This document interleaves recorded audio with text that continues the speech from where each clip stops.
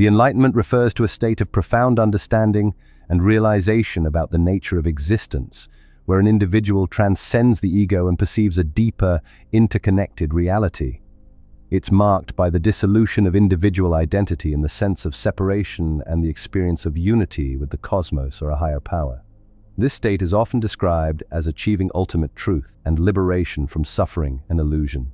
Different spiritual traditions have their own paths and practices towards enlightenment, including meditation, mindfulness, and ethical living. Influential figures in spiritual enlightenment include the Buddha, whose enlightenment is at the heart of Buddhism, and mystics from various religious traditions who have described their experiences of cosmic unity and divine insight.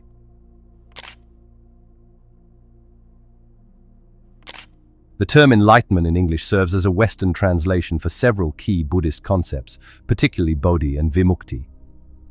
Bodhi, an abstract noun, refers to the profound knowledge or wisdom, alternatively described as the awakened intellect that a Buddha attains.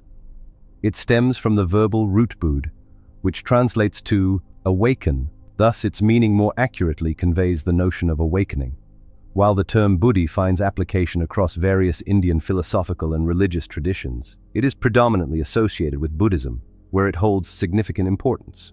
On the other hand, vimukti pertains to the liberation or release from the fetters and hindrances that bind individuals to the cycle of suffering and rebirth. This concept is central to the Buddhist understanding of spiritual liberation, bringing attention to the attainment of a state free from the limitations that prevent enlightenment.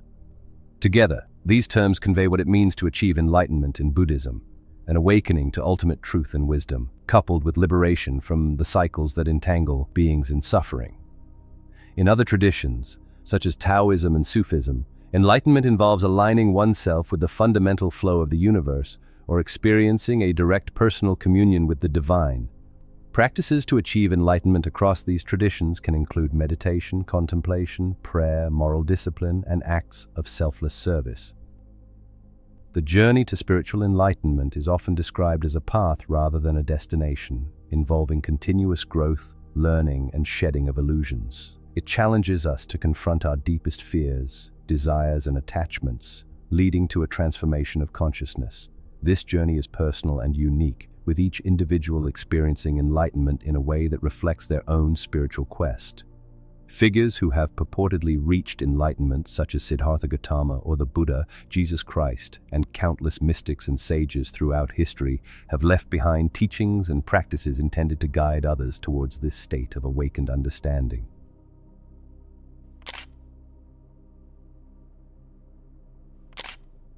The story of Buddha, also known as Siddhartha Gautama, begins with his birth in the 5th or 6th century BCE in Lumbini in present-day Nepal. He was born into a royal family of the Shakya clan, with his father being King Suddhodana and his mother Queen Maya. According to legend, his birth was marked by miraculous events, and it was prophesied that he would either become a great king or a great spiritual leader. Growing up in the opulence of the royal palace, Siddhartha led a sheltered life, filled with luxury and devoid of suffering.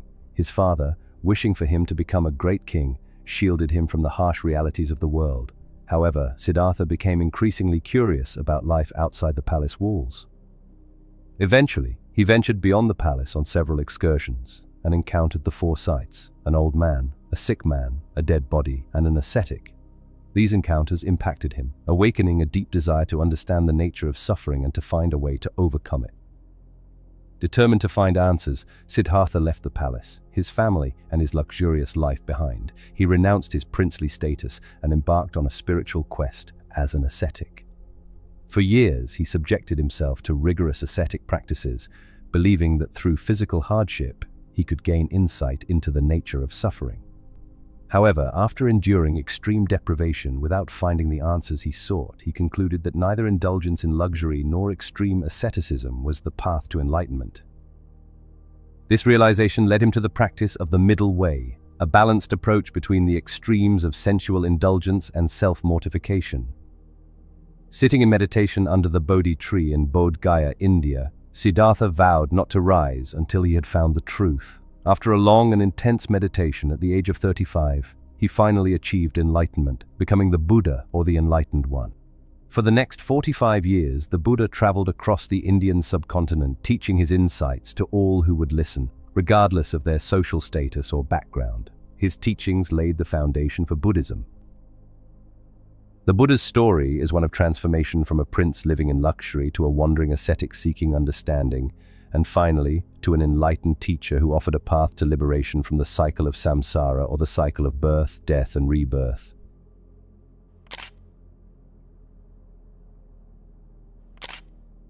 Samsara is a fundamental concept in Buddhism, as well as in Hinduism and Jainism, describing the cycle of birth, death, and rebirth to which life in the material world is bound. This cycle is characterized by dukkha, which can be translated as suffering, dissatisfaction, or unease, indicating that existence in samsara is inherently unsatisfactory and filled with various forms of suffering. The concept of samsara is closely linked with the ideas of karma and rebirth. Karma, a Sanskrit word meaning action, refers to the moral law of cause and effect. According to this principle, every action, thought, or intention has consequences that determine the nature of one's future existence. Good, ethical actions lead to positive outcomes or rebirths, while harmful actions lead to negative outcomes or lower rebirths. The cycle of samsara is driven by these karmic actions. Beings are reborn into different realms or states of existence based on their karma. There are traditionally 6 realms of rebirth in samsara, which include the God realm, the demigod or asura realm, the human realm, the animal realm, the ghost realm, and the hell realm. Each realm represents a different state of existence, with the human realm considered the most favorable for attaining enlightenment due to its balance of pleasure and suffering, which provides the motivation and opportunity for spiritual practice. The concept of samsara emphasizes the impermanent and unsatisfactory nature of worldly existence and motivates practitioners to seek liberation through mindfulness, ethical living, and the pursuit of wisdom. The ultimate goal of Buddhist practice is to escape samsara by achieving enlightenment, or nirvana, which is the cessation of ignorance and the extinguishing of desire and attachment. Attaining nirvana means breaking free from the cycle of birth and death and the suffering associated with it. This is achieved through the understanding of the 4 noble truths, the middle way, and the practice of the Noble Eightfold Path, which leads to the development of wisdom, ethical conduct, and mental discipline.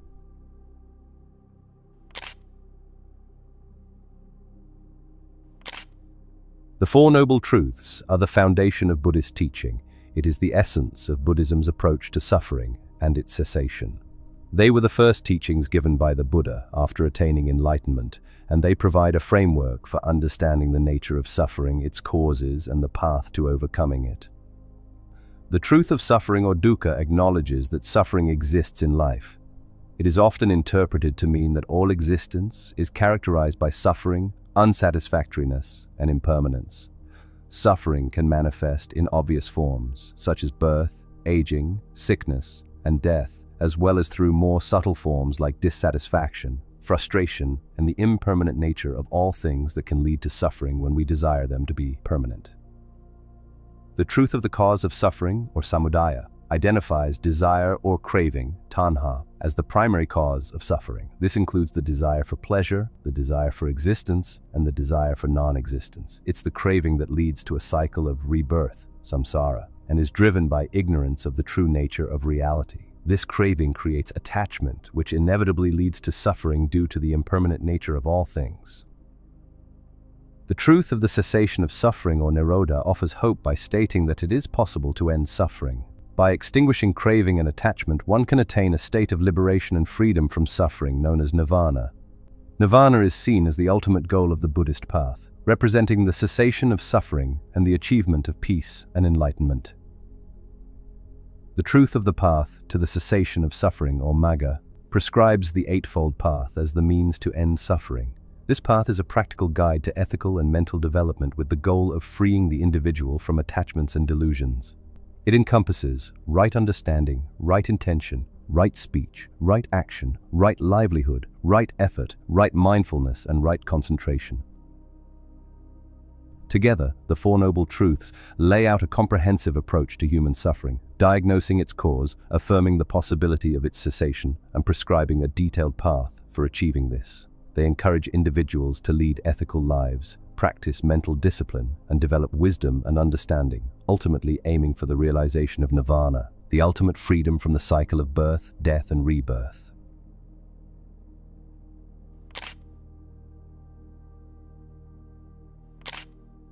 The Buddha's middle way is an integral concept within Buddhism, which is a holistic approach to spiritual awakening and ethical living. It represents a path of moderation that navigates between two extremes: the indulgence in sensory pleasures and the rigorous practice of self-denial. This principle was born from the Buddha's personal journey towards enlightenment, wherein he encountered the inefficacy of both hedonistic pleasure, as experienced during his early life as a prince, and the severe asceticism he subjected himself to in search of spiritual liberation. The realization that neither extreme led to true understanding or the cessation of suffering prompted the Buddha to advocate for a balanced path, one that eschews the polarities of excess and austerity. This middle way is meticulously detailed through the Noble Eightfold Path, which outlines a comprehensive practice encompassing ethical conduct, mental discipline, and the cultivation of wisdom. At the heart of the middle way is the recognition of the interconnectedness of our actions, thoughts, and their consequences. It prompts an awareness that our choices not only affect our personal journey towards enlightenment, but also impact the well-being of others. The middle way transcends mere avoidance of physical extremes and goes further into the psychological aspects of attachment and aversion. It teaches the importance of equanimity in the face of life's fluctuations, teaching people to find a balanced response to both pleasure and pain, gain and loss, fame and disrepute. This balanced approach frees individuals from the chains of unending desires and the suffering they cause.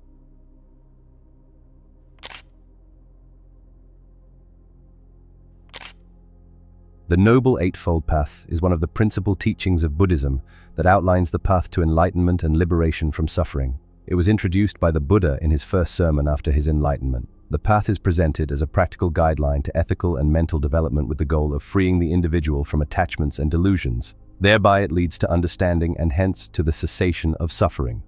The Eightfold Path is often divided into three core sections: moral conduct, mental discipline, and wisdom, each encompassing specific aspects of practice.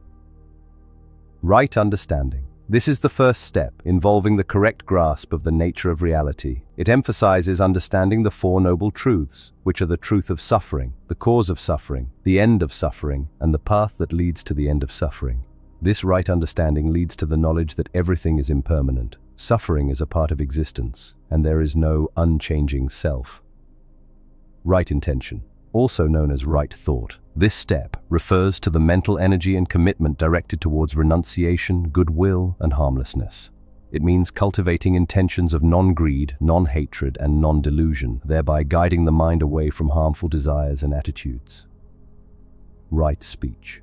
This aspect of the path involves abstaining from false speech, divisive speech, harsh speech, and idle chatter. It emphasizes speaking truthfully, harmoniously, gently, and meaningfully, thereby contributing to a peaceful and respectful community. Right action. Right action means conducting oneself in ways that are not harmful to oneself or others. This includes abstaining from killing, stealing, and sexual misconduct. Ethical conduct ensures a life of harmony and respect for all beings. Right livelihood.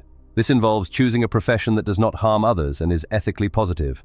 The Buddha specifically mentioned avoiding trades in weapons, living beings, meat, intoxicants, and poisons as part of right livelihood. Right effort. Right effort is the commitment to cultivate beneficial qualities and avoid harmful ones. It involves 4 types of endeavors: avoiding the emergence of negative states, relinquishing negative states that have emerged, developing positive states that have not yet emerged, and sustaining and enhancing positive states that are already present. Right mindfulness. This entails being fully aware and attentive to the present moment, as well as being mindful of one's thoughts, feelings, body, and phenomena. It encourages a clear and undistracted awareness of one's experiences, promoting insight and understanding of the nature of existence.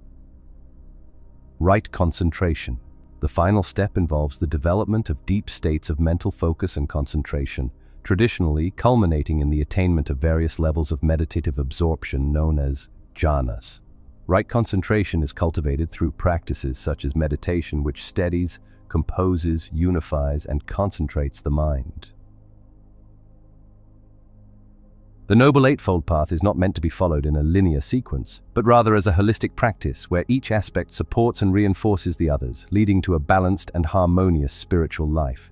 It is a guide for ethical and mental development with the aim of realizing the truth, achieving spiritual enlightenment, and ending suffering.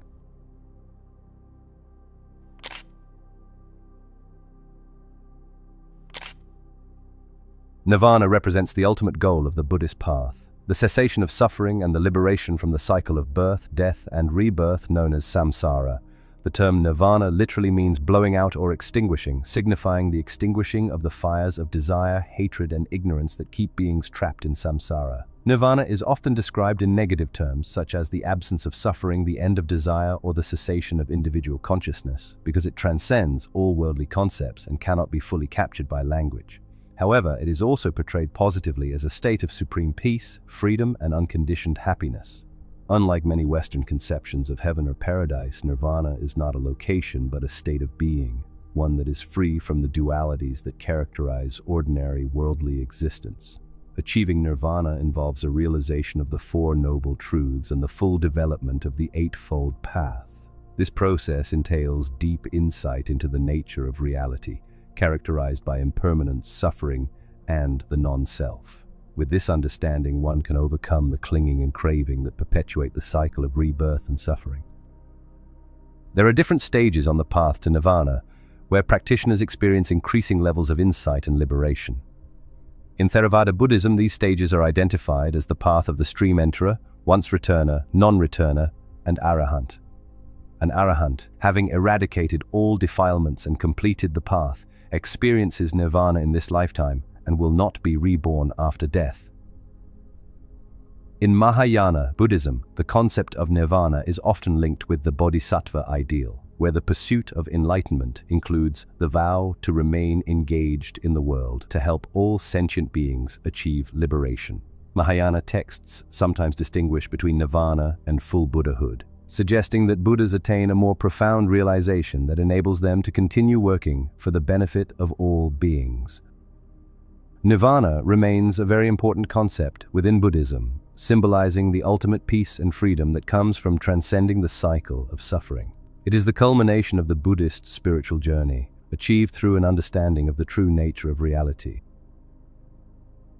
Enlightenment, as discussed through various concepts like the Four Noble Truths, the Noble Eightfold Path, samsara, and nirvana, is a realization about the nature of existence.